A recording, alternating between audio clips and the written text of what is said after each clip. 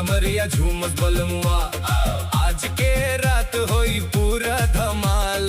DJ बजा दे फुल volume वा, नाचे सारा गांव मचे बवाल।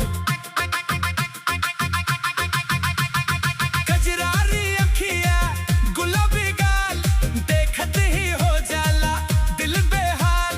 घुंघरू बोले पायल छनके, स्टेज बस छा गईल तो हर कमाल। लहंगा लहर लहर लहर, लहंगा लहर लहर लहर लहरावे, दिलवा सबके धड़कावे। जैसे ही तू स्टेप मिलावेलू, फिरवा सीटी बजावेलू।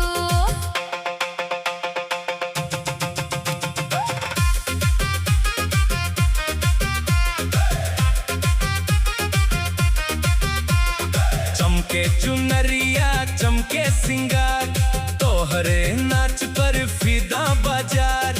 डीजे वाला बीट बढ़ा दे, आज बन जावे यादगार। लहंगा में बिजली गिरावेलू हो, कमरिया हिला के दिलवा चुरावेलू हो।